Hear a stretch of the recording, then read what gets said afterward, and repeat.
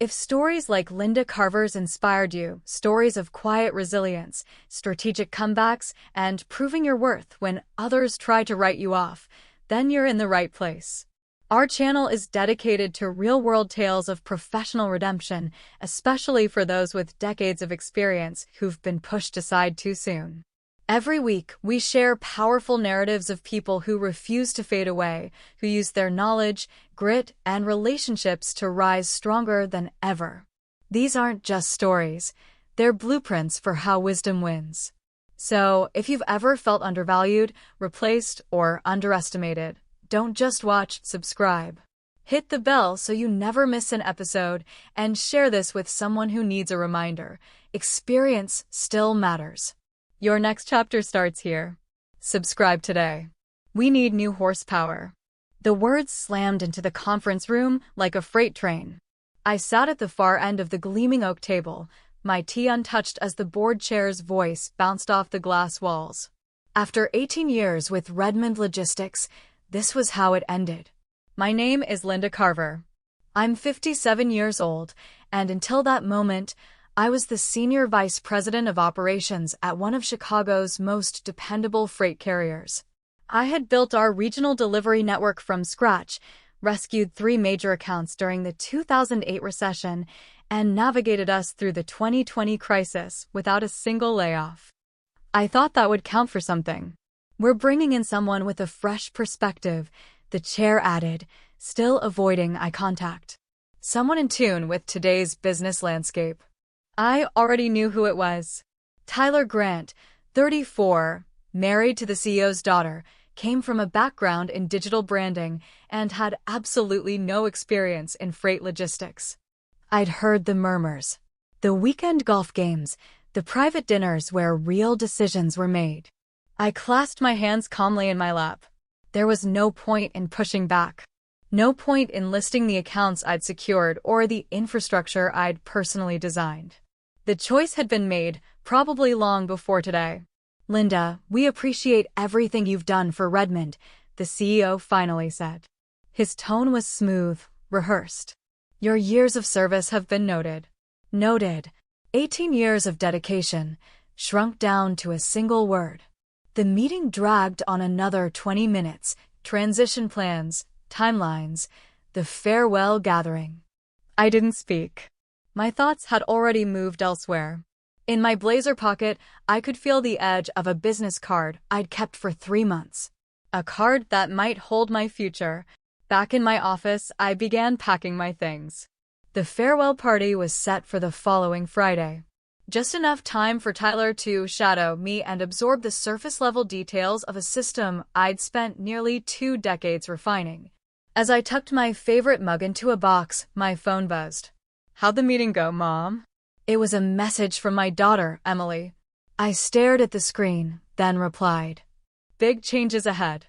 I didn't tell her I'd just been pushed into early retirement. I didn't mention that my replacement had connections but no qualifications. That talk could wait until I knew what came next. The card in my pocket seemed heavier now. It belonged to someone who'd contacted me months earlier, someone who understood that long-term relationships are the backbone of this industry, someone who might be very interested in what I brought to the table. The next morning, I arrived early. The Chicago skyline glowed in soft gold outside my window. I'd sat in this office since 2007, back when Redmond was a mid-tier carrier fighting for survival. I'd helped transform that. I remembered my first big win, the Midline Chemical account. A $120 million contract that others thought we were too small to handle. I'd spent 6 months learning their procurement cycle, delivery needs, and operational quirks. I built a custom routing system that slashed their costs by 15%. When the deal closed, the CEO called me into his office. Linda, he said, you just saved this company. That was back when my contributions still mattered. When we secured that deal, the CEO called me into his office, grasped my hand, and said, Linda, you just turned this company around. That was before my work faded from memory in the executive suite. Over the years, I'd built something lasting, genuine trust with drivers who counted on me, a reputation for reliability among clients, and vendor relationships where a verbal commitment from me was as binding as ink on paper. I'd skipped birthdays to manage emergency deliveries. I'd worked late nights rerouting shipments during Midwest snowstorms. I'd even put my house up as collateral in 2009 when the company faced a payroll crisis. But at some point, the tides shifted. The CEO's son-in-law, Tyler Grant, began appearing in meetings he had no business attending. He'd sit quietly in the back with his smartphone, nodding and typing, occasionally asking surface-level questions that made it obvious he didn't grasp how our operation actually worked. The clients smiled politely, but their eyes told a different story. Why was this outsider suddenly involved? The signs had been there for months. My strategic input was gradually sidelined. Meetings I once led became optional invites. Budget decisions, which used to require my signature, were now sent straight to accounting. When I voiced concerns about a new service lane that would jeopardize our biggest account, I was told my insights were appreciated, but that I might be too anchored in legacy thinking. 3 months ago, everything became painfully clear. I was going over client feedback summaries when I got a direct call from Janelle Morrison at Midline Chemical, a longtime partner. Janelle and I had worked closely for nearly a decade. She was more than a client, she was someone I trusted. "Linda, I need to ask you something, but off the record," she began, her voice low. "Are changes happening at Redmond? Our executive team is hearing chatter about leadership turnover." I was honest with her. "Nothing's official, but it wouldn't surprise me if changes were on the horizon," I replied. She was quiet for a moment. Then she said, "If things shift, please reach out." She gave me her direct business card. "This relationship matters to us more than just the logistics rates." I thanked her and tucked the card into my wallet. At the time, I thought it was a kind gesture, nothing more. Now, sitting alone in my office as the sun set behind the skyline, I realized it was more than kindness. It was an opening. Friday rolled in slowly, gray and humid. The farewell gathering was set for 4 p.m. in the same conference room where they'd delivered my dismissal earlier that week. That morning, I spent hours walking Tyler through our key accounts. He nodded through explanations, barely absorbing any of it. "So really, we just ship things from one place to another," he said, flipping through a client file like it was a takeout menu. "Doesn't sound too complicated." I didn't correct him. I simply handed him the Midline contract packet and told him to pay close attention to the delivery intervals and chemical handling protocols. He didn't ask another question. At 3:30 p.m., I collected my last few things and walked down the hall.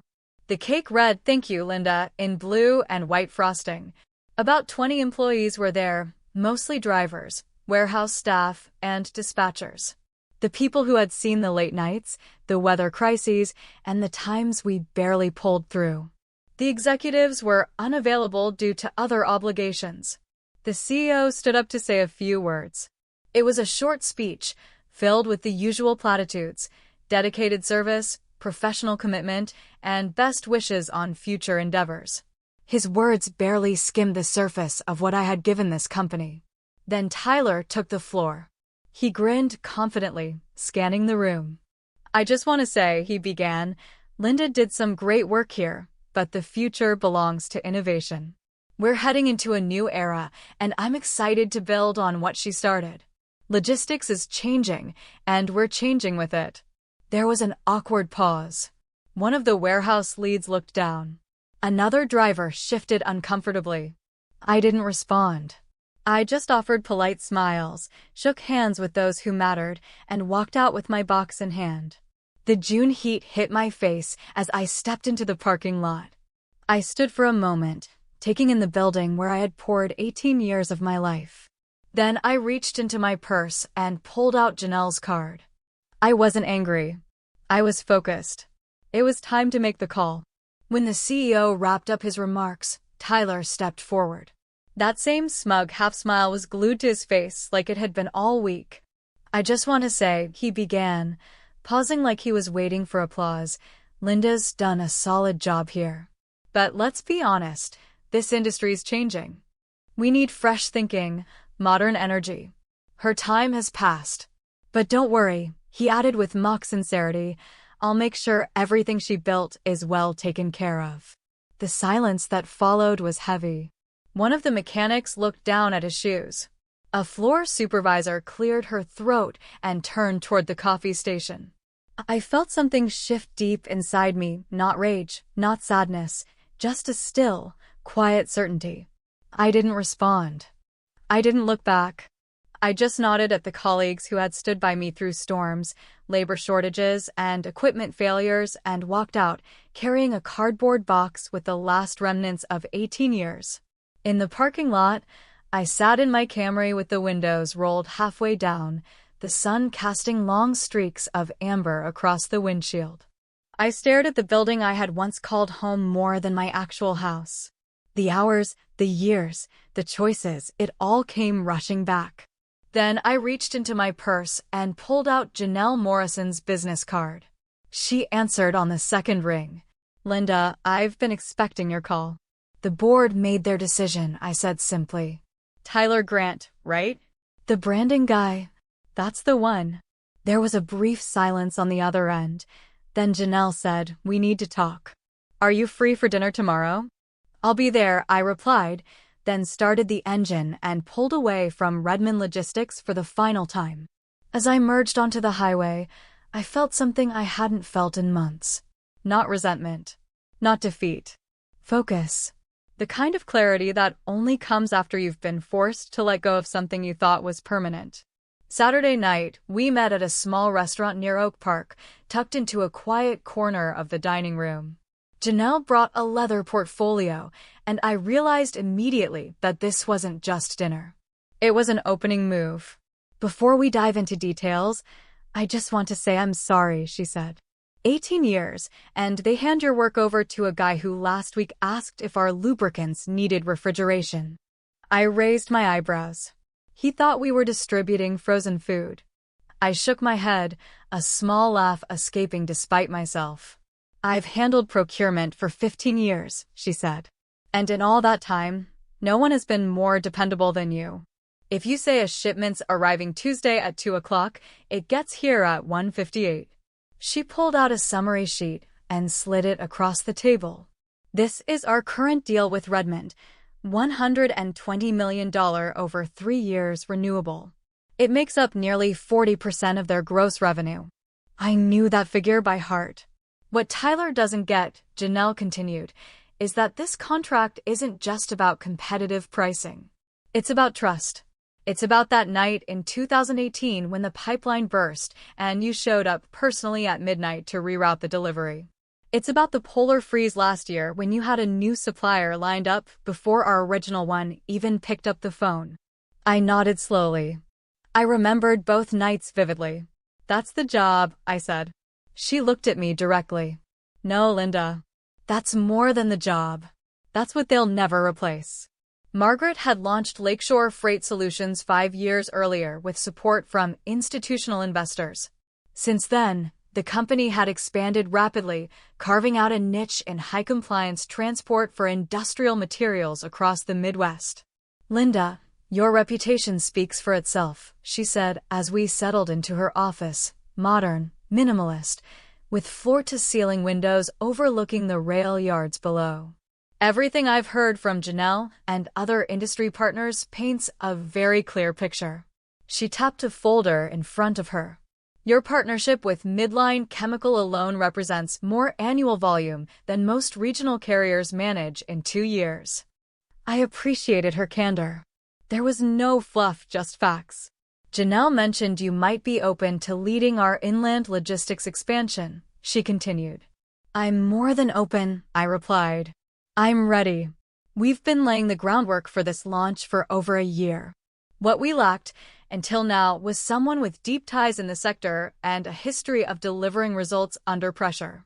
She leaned back in her chair, studying me carefully.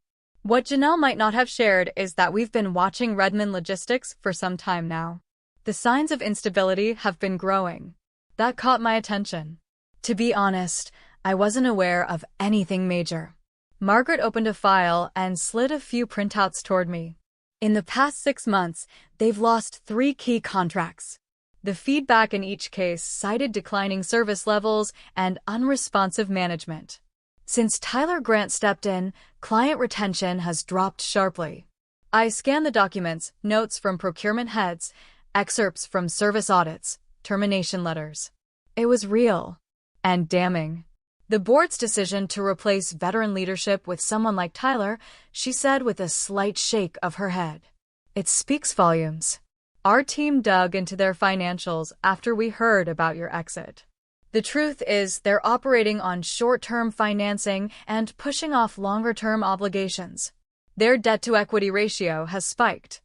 I studied the report. Everything pointed to a company frantically trying to appear stable while falling behind operationally. How'd you get all this? I asked. Public disclosures, mostly. And word gets around fast in logistics. It's a smaller world than most people realize. Margaret closed the folder gently. We've been considering strategic acquisitions. But bringing in someone like you? That's a different kind of opportunity. One that accelerates our goals and draws your client base directly to us. She paused for a moment, then added, there's something else. 2 of Redmond's former accounts, names you'll recognize, have already reached out to us after hearing about your departure. They're open to switching providers, but only if they're working with someone they trust. She named them. Both were clients I'd nurtured for years, companies that valued continuity and precision. If those contracts follow you here, she continued, Redmond could lose nearly 60% of its premium client portfolio within months. And what would my responsibilities look like? I asked, already knowing I wanted in. You'd oversee our entire overland logistics unit. Full decision-making power. Equity participation from day one. You choose your team, you set the pace, and you maintain the same standard that made your work at Redmond exceptional. She folded her hands. The only non-negotiable is quality. As I left the building and headed back toward the city, I realized this was bigger than just a new job. This was about setting things right, about showing that trust, grit, and consistency don't go out of style. Tyler and the Redmond board had treated me like a relic. They were about to learn what experience truly delivers. This wasn't just a career move, it was a correction. Redmond had made a serious misjudgment. They believed client loyalty was tied to the brand on the invoice, not to the relationships forged through years of dedication. They were about to discover just how wrong that assumption was. By Tuesday morning, the papers were signed. Margaret Ellison met me personally at Lakeshore's headquarters to finalize the agreement. My official start date was set for the following Monday, giving us a full week to coordinate outreach and prepare for a smooth client migration. My first call went to Janelle Morrison. It's official, I said. Perfect. I'm meeting with Tyler on Friday to discuss the renewal. Should be quite the conversation. What do you plan to say? The truth. That Midline Chemical is moving in a new direction, and we'll be partnering with a provider that understands our needs and has proven they can deliver. I could already visualize the panic in Tyler's eyes. He'd rushed to loop in Redmond's executives, trying to make sense of a decision that had been forming the moment he replaced experience with entitlement. But by then, the momentum would be impossible to reverse. Janelle, thank you, I added. I know this wasn't easy to navigate. This isn't about risk, she replied. It's about performance. You earned this. We need partners who follow through, and you always did. Over the next 2 days, I worked from home, finalizing strategy memos and outlining transition steps for each client expressing interest. Lakeshore's operational systems were impressive, streamlined, flexible, and built for scale.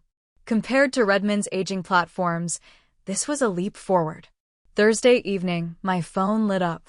The caller ID read, Redmond Logistics, main line. This is Linda, I answered. Hi, Linda. This is Raymond from the CEO's office. Mr. Beckman would like to meet with you tomorrow morning. Would 9 a.m. work? I paused, almost amused. May I ask the purpose? He said it's related to client management and knowledge transfer. Please let Mr. Beckman know I am no longer providing transitional support. My role at Redmond ended last Friday. Of course. I believe he was hoping to arrange a paid consulting session. There's no confusion here, Raymond. I wish you all the best. Good night. Friday morning, I was reviewing vendor agreements in my new office when Margaret knocked gently and stepped in.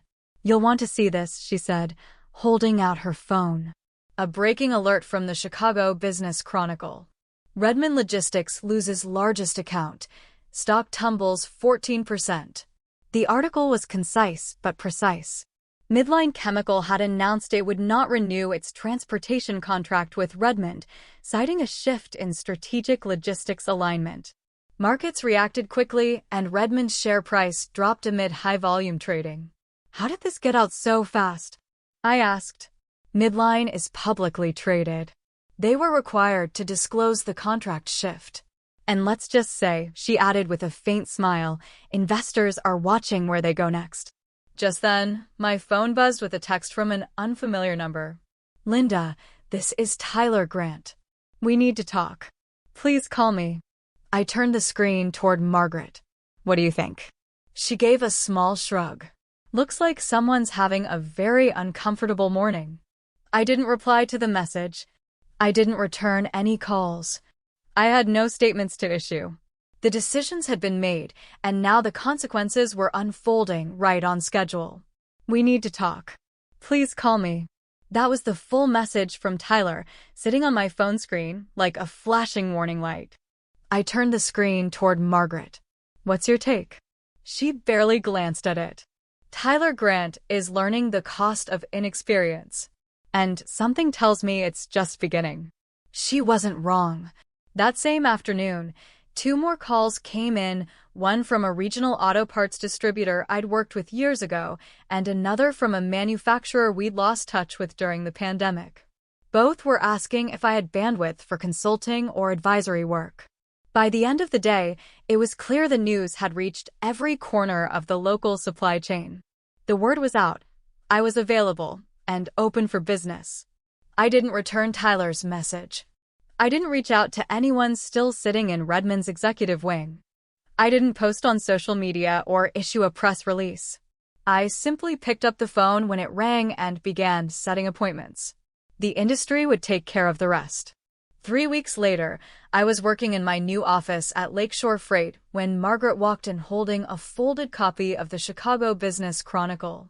You'll want to see the headline, she said, laying it in front of me. Redmond Logistics scrambles for emergency capital amid client departures. I scanned the article, unsurprised. Midline Chemical had been the first domino. In the weeks that followed, Superior Metals and Oakline Energy had both announced transitions to Lakeshore, citing service consistency and operational trust. The effect on Redmond's revenue was catastrophic. Within a fortnight, they had lost close to 70% of their high-volume clients. The report detailed a chaotic emergency board meeting. Tyler Grant had formally stepped down, citing family obligations and the need to pursue new opportunities. Meanwhile, the CEO had secured a bridge loan from a venture fund just to make payroll. Margaret tapped the paper. Check the sidebar. A smaller headline read, Tyler Grant joins father-in-law's real estate firm. The blurb explained he had shifted industries entirely, signaling that logistics might not have been the right environment for his talents. I folded the paper and set it aside. What about the rest of the company? I asked. They're trying to restructure, Margaret said. They've cut overhead, moved to a smaller warehouse, and are now focused on local shipments and low-risk subcontracting. And leadership? The new operations head is Jacob Miller. You trained him, didn't you? I nodded. Jacob had been one of the few younger employees who actually listened, learned, and understood the value of systems thinking. Steady, respectful, and quietly competent. He reached out yesterday, she continued. Wants to explore possible collaborations. What did you say? That we'd be open to subcontracting if they meet our delivery standards. It was a fair, professional response. Lakeshore was expanding quickly, and we would need reliable overflow capacity eventually. If Redmond could rebuild their processes and meet expectations, there might be room for cooperation, but it would be business, not personal. 6 months later, I was driving through downtown Chicago when I passed Redmond's old headquarters. The building sat empty, a large for lease banner stretched across the glass. They had relocated to an industrial park on the south side, focusing on small batch delivery and contract work. Jacob was doing what he could to salvage their standing, but the setback had left scars. Most of their anchor clients had already made new alliances and weren't looking back. I parked outside a quiet cafe in Lincoln Park, grabbed a seat by the window, and watched the early commuters stream past in the morning light. The city was just starting to wake up. My phone buzzed beside my coffee. It was a message from Emily. "Mom, I just read the article in Forbes. Incredible work with Lakeshore. I'm so proud of you." The piece had spotlighted our explosive growth and successful expansion into regional logistics markets across the Midwest. In just over a year, we had tripled our contracts, entered 3 new states, and built a team known for reliability and trust. That equity deal, once a leap of faith, had grown into something remarkable. It was now worth more than everything I had earned during my 2 decades at Redmond. But that wasn't what gave me the most pride. What mattered was walking through the doors of our distribution hub each morning and seeing familiar faces, drivers who respected the process, warehouse leads who knew they were heard, and clients who stayed because we delivered on our word. I took a final sip of my coffee, slipped on my coat, and headed toward the office. Margaret was already in the main conference room, scanning through a stack of partnership proposals. She glanced up with a smile. "We're hearing from new companies in Columbus and Minneapolis now," she said. "Everyone's looking for leadership that actually knows how to execute." "Morning," I replied, setting down my bag. "Let's see what's next." I powered up my laptop, already thinking through staffing allocations for the latest contracts. Outside the window, Chicago's skyline gleamed under the rising sun, alive with promise and movement. This time, I wasn't fighting for a seat at the table. I was helping build the table. The phone on my desk rang. I answered it like I always had, calmly, professionally. Ready for the next step. "Lakeshore Freight, this is Linda speaking. How can I help you today?"